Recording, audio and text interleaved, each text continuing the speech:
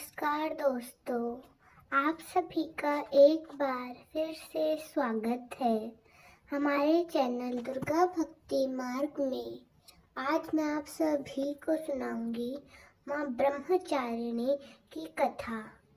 आज चैत्र नवरात्रि का दूसरा दिन है। आज के दिन माता ब्रह्मचारिणी की व्रत कथा का श्रवण करने से लंबी आयु का आशीर्वाद प्राप्त होता है, सभी प्रकार के सुख प्राप्त होते हैं और व्यक्ति को सभी कार्यों में सफलता प्राप्त होती है। माँ ब्रह्मचारिणी का स्वरूप पूर्ण ज्योतिर्मय एवं अत्यंत भव्य है। उनके दाहिने हाथ में जप की माला और बाएं हाथ में कमंडल रहता है। अपने पूर्व जन्म में ये जब हिमालय के घर पुत्री के रूप में उत्पन्न हुई, तब नारद जी के उपदेश से उन्होंने भगवान शंकर जी को पति के रूप में प्राप्त करने के लिए अत्यंत कठिन तपस्या की थी। इसी दुष्कार तपस्या के कारण इन्हें तपचारिणी अर्थात ब्रह्मचारिणी के नाम से जाना गया है। 1000 वर्ष उन्होंने केवल फल मूल खाकर व्यतीत किए और 100 वर्षों तक शाक पर निर्वाह किया। कुछ दिनों तक कठिन उपवास रखते हुए देवी ने खुले आकाश के नीचे वर्षा और धूप के भयानक कष्ट सहे। इस कठिन तपस्या के बाद 3000 वर्षों तक केवल जमीन पर टूटकर गिरे हुए बेल पत्रों को खाकर वे भगवान शिव की आराधना करती रही।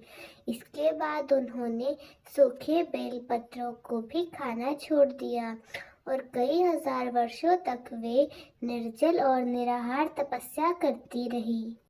पत्तों को भी खाना छोड़ देने के कारण उनका एक नाम अर्पणा भी पड़ गया। कई हजार वर्षों के इस कठिन तपस्या के कारण ब्रह्मचारिणी देवी का शरीर एकदम क्षीण हो गया।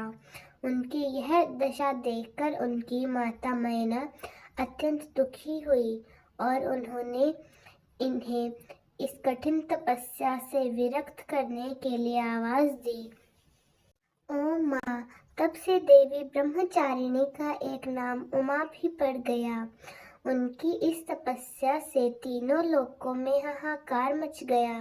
देवता, ऋषि, सिद्धगण, मुनि सभी देवता ब्रह्मचारिणी की इस तपस्या को अभूतपूर्व पुण्य कृत्य बताते हुए उनकी सराहना करने लगे। अंत में पितामह ब्रह्मा जी ने आकाशवाणी के द्वारा उन्हें संबोधित करते हुए प्रसन्न स्वर में कहा, हे देवी, आज तक किसी ने ऐसी कठोर तपस्या नहीं की जैसी कि आपने की है।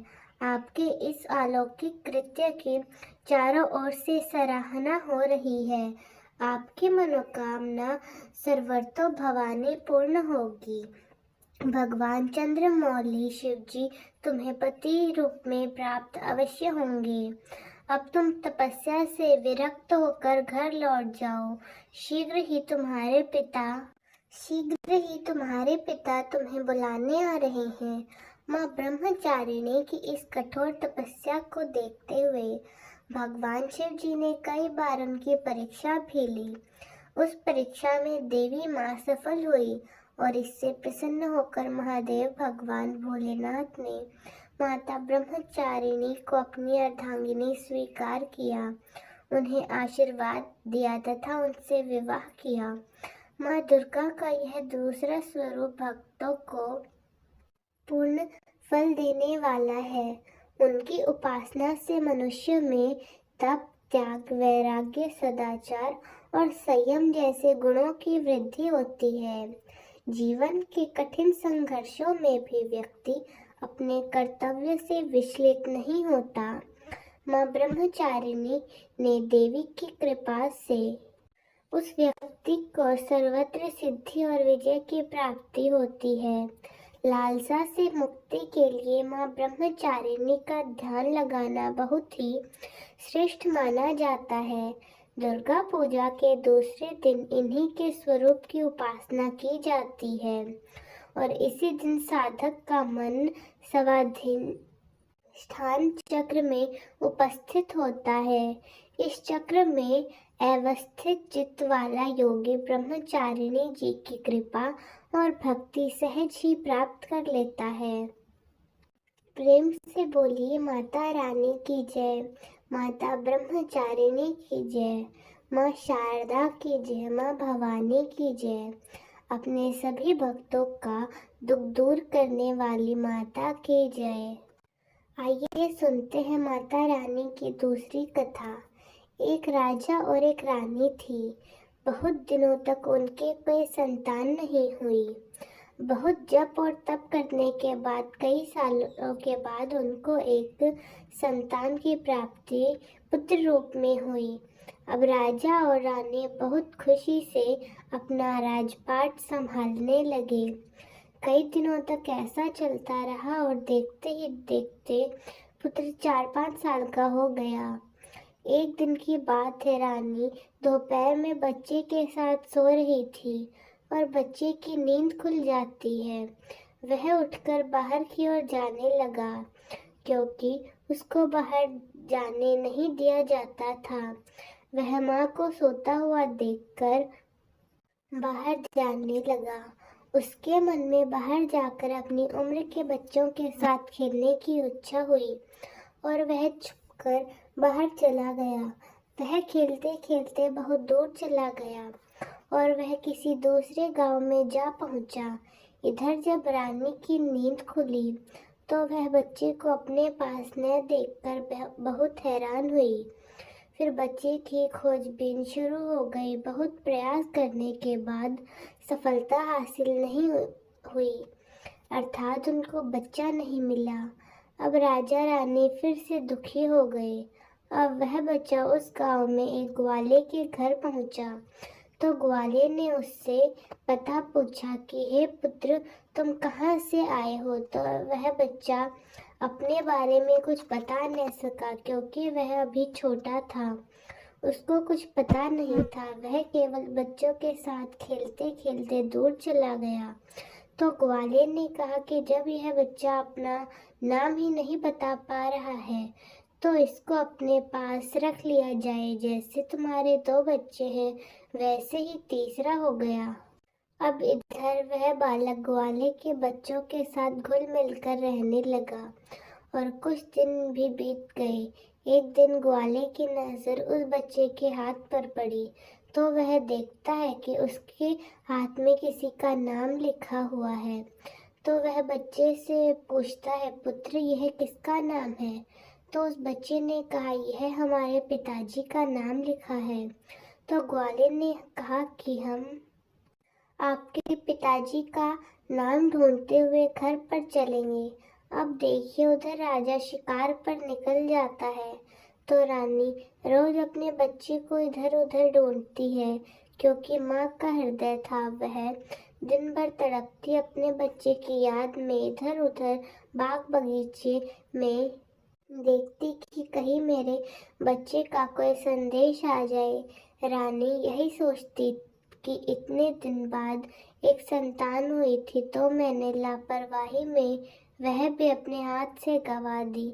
अब रानी एकदम निराश होकर एक गांव में पहुंची तो वहां उसने देखा कि कुछ औरतें मिलकर देवी माँ की पूजा कर रही थी। तो रानी भी वहां जाकर पूरी पूजा देखती है और पूजा के दौरान माता रानी की कथा को बहुत मन लगाकर सुनती है। पूजा समाप्त हो जाने के बाद सभी सुहागन रानियों को प्रसाद देती है। तब रानी ने पूछा, बहन आप किसकी पूजा कर रही हैं, हमें भी बताइए। तब सुहागिनों ने कहा कि हम माँ भगवती माँ दुर्गा की पूजा कर रही हैं। माता बहुत ही दयालु है। ये अपने भक्तों को संकट में क्षण मात्रा में भी दूर कर देती हैं। बस ध्यान लगाने वाली बात है, तब तक आपकी मनोकामनाएं तुरंत पूर्ण हो जाती हैं। जब आपकी मनोकामनाएं पूर्ण हो जाएं तो आप तुरंत माँ देवी की पूजा करें और उनकी पूजा को कभी टालना नहीं चाहिए। तो रानी ने अपने मन में सोचा कि अगर माँ भवानी माँ दुर्गा ने हमारा बच्चा सकुशल वापस हमारे घर पहुंचा दिया, तो हम इसी तरह से सभी सुहागनों के साथ माता की पूजा करेंगी। उधर रानी ने यह मन्नत मांगी और उधर ग्वाला बच्चे को लेकर उसके पिता के तलाश में निकल पड़ा। वह कई जगह ढूंढते हुए काफी देर बाद गांव के किनारे पहुंचा तो एक व्यक्ति से पूछा, भैया इस नाम के व्यक्ति को क्या आप जानते हैं? तो उसने बताया कि भाई ये तो हमारे देश का राजा है, उनका पुत्र खो गया है, क्या यह उन्हीं का पुत्र है? यह बात बताकर ग्वाले को राजमहल का पता बताया। ग्वाला जब बच्चे को लेकर राजा के द्वार पर पहुंचा तो राजा रानी अपने बच्चे को देखकर लिपट कर रोने लगे और बार बार ग्वाले को धन्यवाद करने लगे। तो राजा ने पूछा, भाई इसको आप कहाँ से लाए हैं? तब ग्वाले ने कहा कि राजा साहब यह बालक घूमते घूमते और खेलते खेलते हमारे गांव आ पहुंचा। तब हमने इससे पता पूछा तो यह कुछ नहीं बता सका। एक दिन खेलते खेलते जब मेरी नज़र इसके हाथ पर गई तो उसका नाम लिखा हुआ था और उसी नाम के सहारे हमने इसको आप तक पहुंचाया है। रानी की खुशी की कोई सीमा न रही। रानी ने राजा से कहा कि ग्वाले को खूब धन दौलत देकर विदा किया जाए, लेकिन ग्वाले ने कुछ भी नहीं लिया और कहा, जितनी खुशी आपको है कि आपका पुत्र वापस घर आ गया है, उतनी ही खुशी मुझे भी है कि मैंने आपकी धरोहर आप तक पहुंचाई। अंत में राजा ने ग्वाले को धन देकर विदा किया। अब रानी को यह तुरंत याद आया कि वह माता रानी की पूजा करेगी। उसने मन्नत मांगी। उनकी पूजा करने का उसने दृढ़ निश्चय कर रखा था और नवरात्रि का व्रत करने का। तो रानी ने राजा से कहा कि हमने माँ दुर्गा से मन्नत मांगी है, हमें नवरात्रि का व्रत करना है, हम नवरात्रि का व्रत करेंगे और नगर की कुछ स्त्रियों को निमंत्रण दीजिए और तुरंत माँ भवानी की पूजा करवाने की व्यवस्था कीजिए। रानी ने तुरंत माता की पूजा करने वाली सारी सामग्री इकट्ठा करवाई। माता रानी की पूजा की सारी व्यवस्था की गई। सभी सुहागनों ने मिलकर माता की विधिवत पूजा की और माँ भवानी दुर्गा माता का गीत गाया। जिन सुहागनों को माता रानी की कथा आती थी उन्होंने माँ की कथा सुनाई और फिर अंत में सभी सुहागनों ने मिलकर माता रानी की आरती की और उनसे प्रार्थना की कि हे माँ, जिस तरह आपने हमारे संकट को दूर किया है, ऐसे ही आप जो आपको याद करें आप उनके संकट को दूर करना। हे माँ, आपका स्वभाव बड़ा ही दयालु, बड़ा ही सहज है, आप बड़ी ही कृपालु हैं। जय हो माता रानी की, जय माता दी। हे माँ भवानी, जिस प्रकार आपने माँ रानी के बच्चे को वापस दिया, उनकी गोद भरी, उनके जीवन में खुशियाँ लौटाई, उस प्रकार हर माता को खुशियाँ देना, उनकी गोद भरे रखना, सभी के घर सुख समृद्धि लाना। जय माता दुर्गा।